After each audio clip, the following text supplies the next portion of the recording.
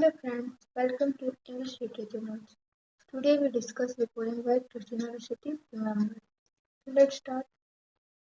Remember is a famous sonnet written by Christina Rossetti, well-known Victorian poet. तो ये Victorian poet थी Christina Georgina Rossetti और इन्होंने 14 line का बहुत ही सुंदर सोनेट लिखा है। और ये सोनेट बेसिकली डेथ और मेमोरी के बारे में है, जिसमें स्पीकर अपने लव्ड वन को कहती है कि मुझे मेरे डेथ के बाद याद रखना। ये एक प्रकार का जेंटल सैडनेस वाला पोएम है, लव, अंडरस्टैंडिंग और डेथ और उसके बाद की लाइफ को डिस्कस किया गया है। The poem is widely read for its emotional depth and simple but powerful language. So let's know about poet.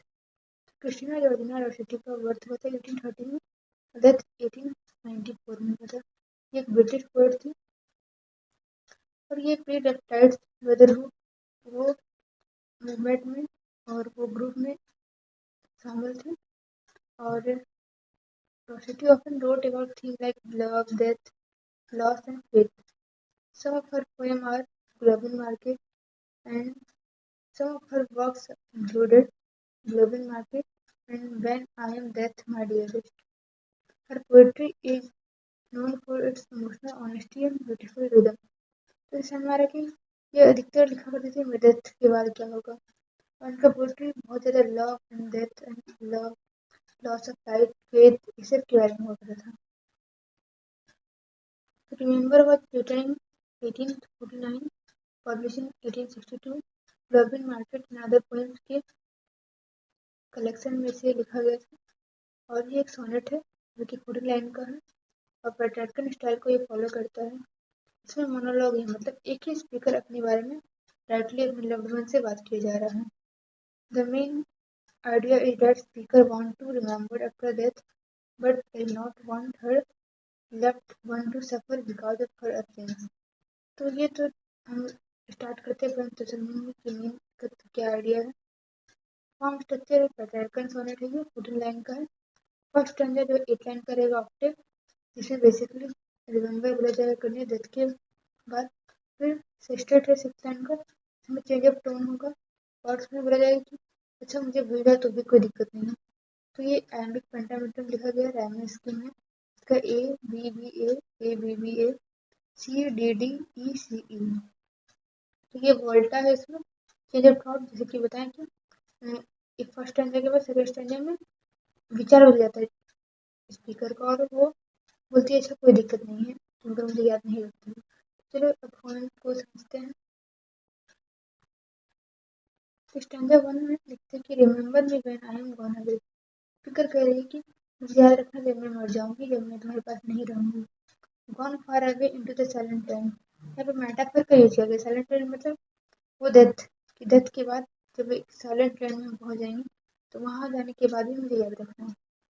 When you can no more hold me by the hand, कि जब मुझे अब तुम पकड़ नहीं पाओगे। जैसे अब हम दोनों साथ में बैठे हुए हैं, तुम और अब हम हाथ डाल के बैठे हुए हैं, बट यहाँ पे दिखाया गया है कि ये फिजिकल सेपरेशन का बात की जा रही है कि जब हम और तुम हमारे तुम्हारे बीच में ये डेथ आ जाएगा और हम तुम्हारे पास नहीं रहेंगे, तब तुम मुझे याद रखना।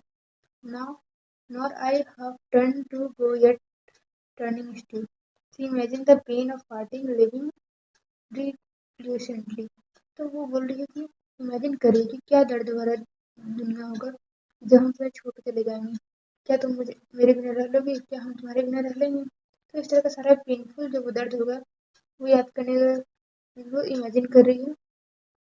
Remember me when no more day by day, तो she asked to remember even when the daily interaction are gone. तो बोले जैसे अभी तो हम लोग हर रोज बात करते हैं, हर रोज मिलते हैं, साथ रहते हैं, तो हम दोनों दूसरे को याद करते हैं, लेकिन जब हम लोग ये सारे साथ में नहीं रहेंगे फिर भी तुम मुझे याद रखना।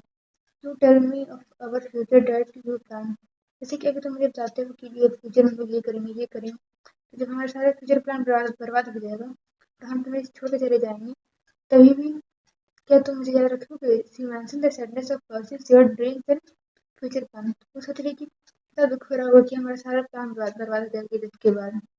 Only remember me you understand, तो बोले कि तुम प्लीज याद रखना मुझे ये सारा कुछ, जितना कुछ हम लोग प्लान किए सब कुछ। She stress the importance of being remembered with deep emotion, तो बार बार जोड़ दी जा रही है कि याद रखना, मुझे याद रखना, ये सारे वादे, ये जो भी हम लोग किए हुए सब कुछ याद रखना. It will be led to console them or pray.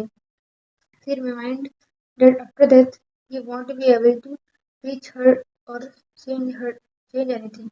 तो वो बोल रही है कि जब हमारा देश हो जाएगा तो उसके बाद तो कुछ भी तुम मेरे साथ मेरे पास पहुंचने की कोशिश करोगे, सब कुछ सारा कोशिश विफल होगा.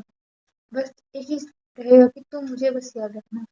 ये स्टेंजा वन यहाँ खत्म होता है और स्टेंजा टू है फर्स्ट स्टेज. अब इसमें देखिए कैसे विचार चेंज होता है. Yet, if you should forget me for a while, देखिए तो टोन चेंज हो रहा है. She accept that forgetting might happen. वो अब सोच रही है कि ऐसा याद रखना क्या पॉसिबल है, शायद तुम अगर मुझे भूल जाओ एक पल के लिए. And afterward member do not grieve. She comfort her loved one asking him not to feel guilty. अगर तुम मुझे भूल जाते हो अच्छा कोई बात नहीं, ऐसा हो सकता है मे बी इन फ्यूचर. तो वो अपने आप को कंफर्ट कर रही है कि चलो कोई दिक्कत नहीं है. For if the darkness and corruption leaves, darkness, she refers to decay of the body after death, but focuses on the peace that follow. अब बोल रही है जब सब कुछ खत्म हो जाएगा, मेरा जो बॉडी है जो तुम्हारे अभी साथ में है, वो सब कुछ खत्म हो जाएगा डेथ के बाद.